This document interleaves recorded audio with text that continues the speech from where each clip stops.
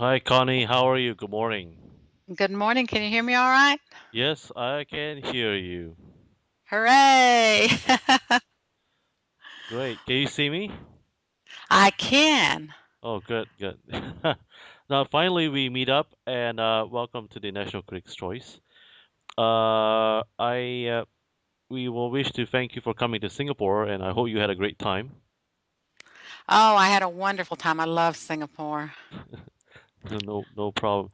Now that you're less stressful, uh, uh, I I hope you had a great trip. And I have some questions for you.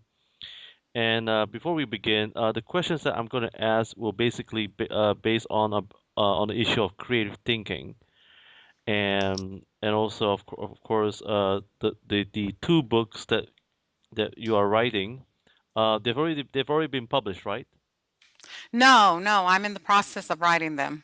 Oh, okay, but are you able to talk about them? Oh, absolutely. Yeah, okay. And so that's what we're gonna do. And at the same time, um, we will also talk about your organization and what you could do for organizations and individuals who lack creative thinking and the philosophy of creative thinking of yourself and the organization, and as well as women for today. So is that all right? Yes, absolutely. It sounds fascinating to me. Okay. Okay. So let's begin. Hi, welcome to the National Critics' Choice, and we have a wonderful guest with us right now, who is specialized in creative thinking. And not only that, she's also a winner. She's won awards in the previous years in this area of creative thinking, and it is none other than Miss Connie Harriman. Miss Connie Harriman, thank you for joining us here at the National Critics' Choice, an informal interview. One of the questions that many people would like to ask is that what is creative thinking, and what actually persuade you to champion creative thinking? How important it is today? Oh, creative thinking is incredibly important. And just to put it into perspective from a business viewpoint, in 2010, IBM did a global survey of 1,500 CEOs. And they said that creativity or creative thinking is the number one competency needed by businesses and CEOs from all around the world. Excuse me while I turn off my phone. But so you see immediately that validates the what many people see is, what is the logical, rational, and analytical need for creative thinking? Well, there you have it. I mean, when 1,500 CEOs from all across industries from all around the world say that it is by far the number one competency needed by organizations to thrive as we move forward, then it makes sense that you need to invest in training your own organization how to become more creative. And I use the term creative thinking. It means the same thing. Creativity, creative thinking is exactly the same thing. But the reason I use creative thinking is because for business people, they can accept that as a skill set that needs to be developed. If I say the word creativity, oftentimes they interpret that to mean as, singing and dancing and theatrical things, which that is certainly a subset of it. But what I'm talking about is the ability to maximize the power of your brain so that you can generate more choices and bring different perspectives and and develop a different mindset on how to approach problems, because as we're going into the future, the way that we're going to approach problems is going to be different from what has worked in the past. In the past, all you needed to do was to be logical and analytical and rational. You had a process. You went from A to B to C to D to E. And if you wanted to find an answer, it existed somewhere in a manual. You could find it, now you can find it on the internet. But the problems that we're facing now are very ambiguous, and some of those are problems that we've not encountered before. So how do you approach a problem that where you can't find the answer in the manual, and all of a sudden you need imagination? You need to be able to know how to ask questions and how to, d- you know, pull out the power of the diversity that exists not only within your own organization but also globally. So that's the importance of creative thinking. Now, does that involve intellectual, you know, uh, creativity, or is it I think there's a term for that I heard, um, because intellectual creativity or intellectual curiosity, that's the word, intellectual curiosity, is that lacking in today's world? I don't think okay, I don't think curiosity, intellectual curiosity is lacking. What I think is happening is that it is suppressed because in many organizations, and I have an extensive corporate background in sales and marketing. And when I was in the corporate world, what happened to me was not unique in that there was a manual that told us how to dress. It told us the type of demeanor that we should exhibit whenever we were in front of clients. There was a 50-page manual on the appropriate car to drive. Now, so you have an environment that is very structured, and you are only going to do certain things in a certain order to be able to fit in. Fitting in was absolutely paramount. Well, with intellectual curiosity, see, I come by curiosity very naturally. I have some natural gifts, and I'm very appreciative of it. But curiosity can be developed in terms of, an organization needs to learn how to give their employees permission to be curious, to ask those questions, to where it's safe, and then to go out and start playing around with different things so that they feel safe to fail, when things don't work out, and they won't be ridiculed or shamed or, shunned, put it basically in a grown-up timeout. But intellectual curiosity needs to be nourished in order, because that's part of the creative process. Now, speaking about creative processes, you know, is it true, and correct me if we are wrong about it, does creative processes, is it something that is born within us, or is it cultivated? Has it ha, does it mean that we have to be trained to be creative? Okay, well, the again, it's creativity is a skill. It is just like riding a bike. Now, some of us learn can ride a bike much easier than others because we're more athletic, right? And so it comes naturally and it comes quicker. And I'm sure there are probably individuals out there that didn't even need someone else to teach them how to ride a bike. They just simply picked it up and figured it out on their own. And they had this innate sense of balance, and they just went off and rode it. Just like there are baseball players that can just pick up a bat and hit a ball. Well, I'm not one of those people. I mean, if somebody throws a ball at me, I'm going to duck. But can I be trained to hit a baseball, in a somewhat better fashion than I could without any training at all? Of course I can. Can I be trained to ride a bike? Yes, I could be trained. And so creative thinking is exactly the same way. It is a skill set that can be developed. Anybody can become more creative. Some people are just, naturally creative. I didn't know this about myself, but I always knew that I was different, and people would sometimes look at me and say, Connie, you're an odd duck. And I've had this said to me more than once. And I never realized that it was actually a good thing until I was an adult.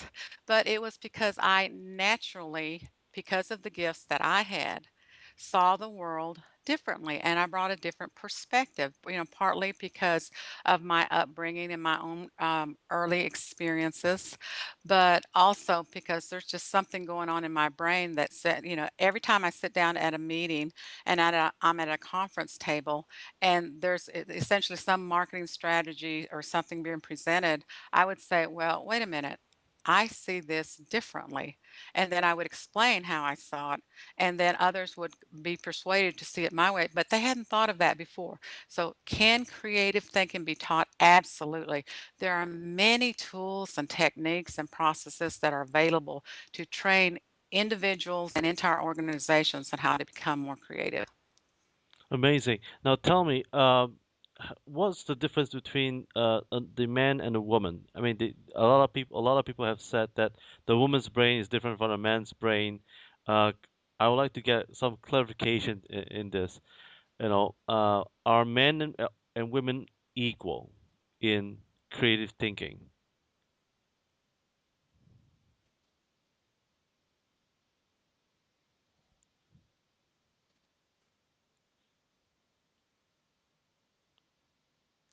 Connie, can you hear me? Wait a minute, I am here. Hold on.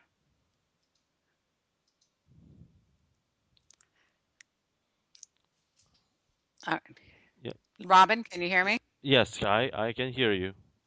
Okay, Let me repeat the question. Are men and women are they equal in terms of the way that the creative thinking processes uh, are they made the same or men think differently than the women? well, I can only share my own perspective and just what I've been reading. It's interesting that you asked this because I just finished reading Sheryl Sandberg's book on leadership. And it's called Lean In. And some people find it enormously controversial. I find it very factual. But first of all, let me just say that I am a feminist and I am incredibly proud of being a feminist. For me, that doesn't mean that I'm some crazy radical that's out of control. It simply means that I believe that women are entitled to full equality with men in all, especially in business endeavors. But having said that, it's what I've seen in my own experience, and even when I'm speaking about creativity and creative thinking, women are much more open to talking about creativity. They're much more open and willing to believe that creativity can be taught. Whenever I give a webinar, it's a ton of women who sign up and very few men. And so so I'm seeing that, and so what is it that and I think it comes back to cultural norms that it's okay for a woman to be thinking about this flaky, fluffy stuff called creativity, but it doesn't appear to fit into the logical, rational, analytical realm of where men believe that, that's more appropriate. So again, that's only, just my general experience, just general reading. I am certainly not an expert in the brain differences between men and women, but that's what I've observed. No, not a problem. Now I hear that you are in the midst of writing two wonderful books coming up. Could you tell us more about it? Okay, um, and when you say two, you see, like I'm having to think, like, what was that other book about? So the first one that I'm writing, and I've actually have it partially written, is called Mind Shift: Migrant to Maine, and it is essentially about the mind shift, which taps into the creative thinking part and what is part of my world today, but also because I come from very, very humble beginnings. I imagine a tiny little 8-year-old Mexican American migrant farm worker in rural Texas in the United States, and I used to work in the fields from sunup to sundown. and to take that mind shift to become this international, social media person, international speaker, international award winner. I mean, that is a massive mind shift. And so, what I want in that book is a story that not only will inspire some 8-year-old girl that's reading that saying, "Oh, wow, I can be like Connie, and when I grow up, I can travel the world and I can receive my education and I can, do all these wonderful things." But also to tap into, that those 20-year-old women, and it's more geared, I think more geared towards women, because maybe it's because I am a woman, and because it's my experiences, as marrying too young, having children too young, and then trying to receive an education, during that entire journey, and marrying my high school sweetheart. And I'm proud to say that we're still married and still romantically in love after 42 years of marriage. So that is the gist of that book. And then I think that the other book that you're referring to, and this has been kind of on the back shelf a bit more, I want to write more about. Well, actually, I had, like, they're more concepts really at this point. One book would be more about the sales perspective, about the sales and the marketing, and because I was in corporate sales for over almost a decade, and it was for the major telecommunications company in the world. It was AT&T, and I was in the top 1% of a 7,000 member sales force. So, I mean, can you imagine? I mean, think about this. There's this tiny little Mexican American migrant farm worker that's running around with a machete whacking weeds. And then, when she's 37 years old, she receives her bachelor's degree. And now she's, walking around selling emerging technologies for, the number one telecommunications company in the world. I mean, that is a major mind shift. But again, some of the experiences that I learned, and it's interesting because Daniel Pink, who is someone I admire tremendously, just came out with this book, and name of the book is "To Sell is Human," and he was talking about a different way of selling.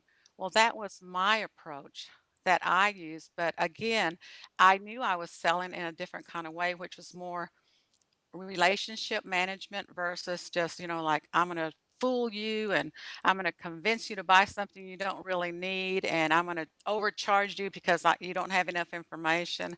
See, I always believed in selling from an authentic point of view and with integrity, because it was easier to keep that same customer over, many years than to try to find a new customer every single time. Wow. Now, I must say that Happy Easter in advance. And while celebrating Easter, you had a mentor by the name of Miss Robbie Motter. If that's if, Yes, correct me if I'm wrong. that's And correct. now about Miss Robbie, who was your mentor. One of my viewers asked me, what are the three key things that you actually learned from her before you pursue on your own? And was there a time there where she actually shared one key moment with you about creative thinking? Well, the main things that I learned from Robbie, number one, you need to understand. I don't know her age exactly, but let's say late 70s. And s- people, you have role models that you look up to. And with Robbie, what happened was my mother was she was a migrant farm worker, so she could never ever share with me, what's the proper path to take in the corporate world. She couldn't mentor me about corporate things. She never real understood exactly what I did when I was at AT&T. And Robbie has a vast and extensive corporate background. I mean, she's worked in some major governmental organizations, some major corporations. She's been an entrepreneur. And to this day, she is traveling all across the United States and globally. and she's a public speaker. She's incredibly intelligent. She's incredibly generous. And her big thing is that she connects people. And if she, because she meets so many people, I mean, here she is at her late 70s, and she is a social media, maverick. She has a blog, she's tweeting, I mean, on LinkedIn, she's doing all of those things. And so what I admired about her was, number one, when I'm in my late 70s, I want to be just like Robbie Motter. That's number one. The other one, the second thing is that I want to follow her example of connecting people together who can help each other, who otherwise might not meet. And that is, she calls herself the queen of the networking queen.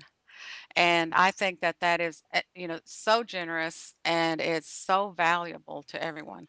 And then the third thing that she shared, key things that she shared with me, and I share it with my audiences, is to show up.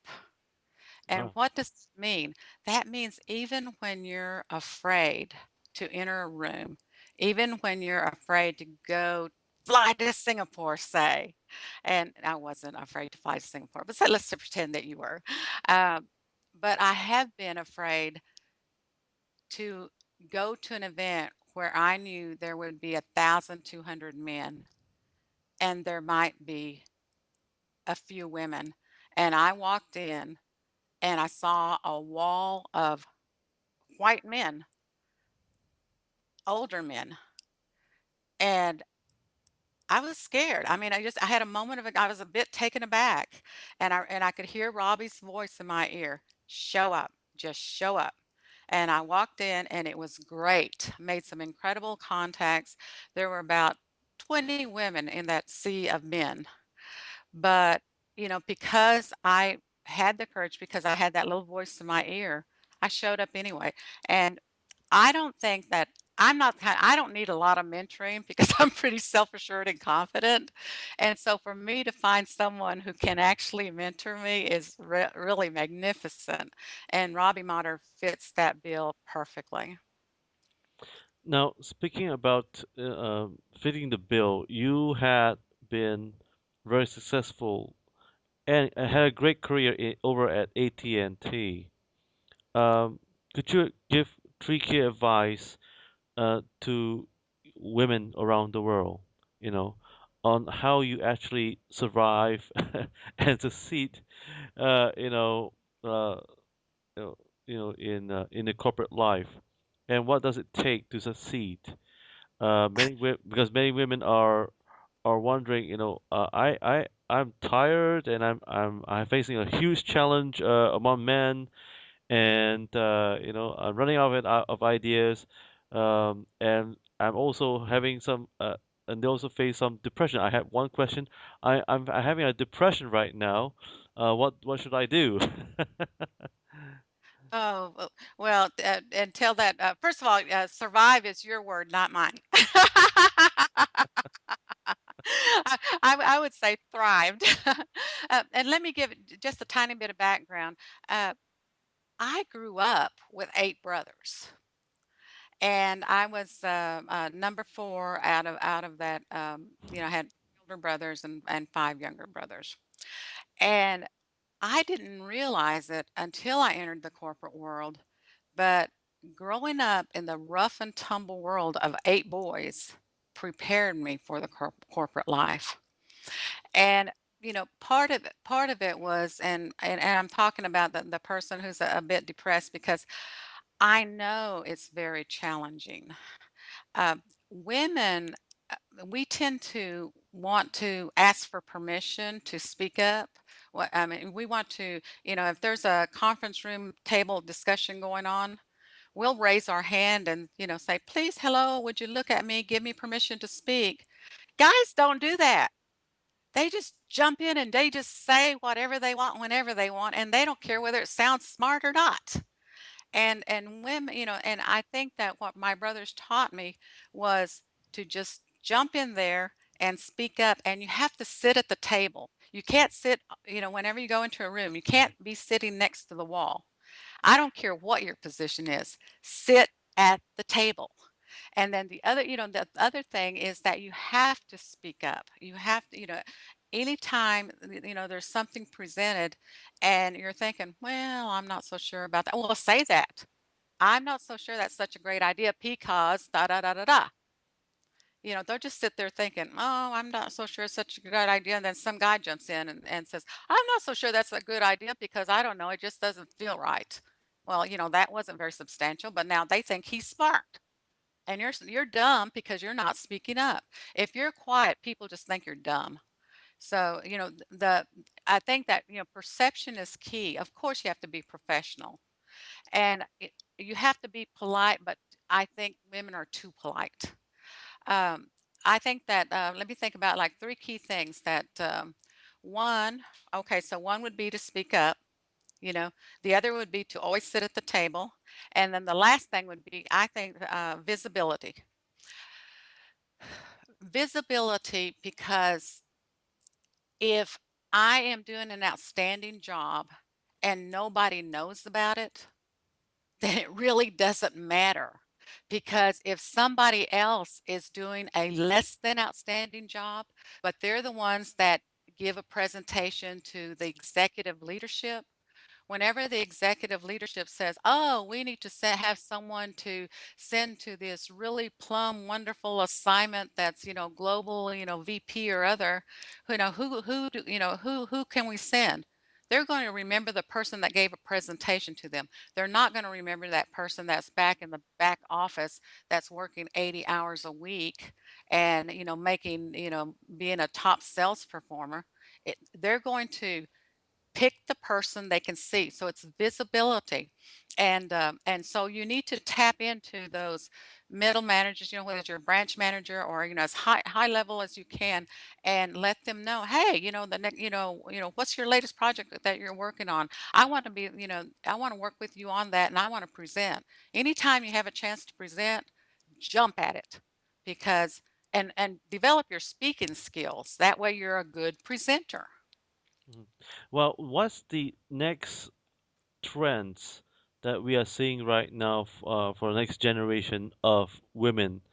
Um, and what kind of leadership should women possess? How important is leadership? Because right now, the world is saying that they are running short of leaders. Is that true? Yes, and again, I can't say enough about Sheryl Sandberg's book, and I just finished reading it 2 days ago, and she has many studies in there that shows the shortage of women in leadership positions and what that there's just an enormous gap. But the main reason that the world needs more women leaders is because there are actually statistics that show that the return on equity, stock prices go up and companies become much more valuable whenever you have up, at least 40% of your board members are women. And and so women are incredibly valuable. And I think, personally think, and this is the feminist part coming out, but I personally think that every single company in the world should mandate that that their boards are 40% women. And I think that all leaders should be a minimum of 40% women. And right now the numbers are very small. And if you want exact statistics, again, I would send you to Sheryl Sandberg's book, Lean In. And I'm not getting paid for promoting her book. I'm just enthusiastic about it. No But problem. What's yeah. next? What's next for you, and how can our viewers get in touch with you on your organization and that specialize in creative thinking? So, well, the viewers can reach me. I have a blog. It's called developyourcreativethinking.com. My email is connie.harriman@att.net. That's CONNIE.HARRYMAN at att.net. And I'm also on Twitter. My handle is at Creative Connie. And I'm also on LinkedIn and just, search for Connie Harriman and yeah, I welcome you as a follower. But so, there's a lot of different ways to reach me, and I'm very accessible. I live in Charlotte, North Carolina, in the USA, but I travel globally. So, just reach me, and of course, I do webinars from time to time. And I'm also available, online to do Skype calls or whatever, you need to talk about creative thinking. So, but what's next for me? I want to go to China. The American Creativity Association is having their creativity conference there in Shanghai in 18 months. It's in August, and I fully intend to be there. And I wanted to always, travel to China. It's on my bucket list, and it was somewhat annoying to me when I realized that I flew right over China to get to Singapore. And so you see, China would actually be a shorter trip.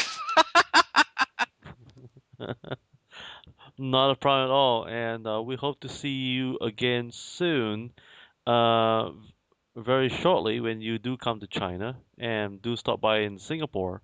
But once again, we'd like to thank you for sharing with us your passion and and and once again, folks, please do contact our guest here who has just shared with us her secrets on creative thinking and how important it is, and that is none other than Miss Connie Harriman. Once again, thank you. Thank you very much, Robin.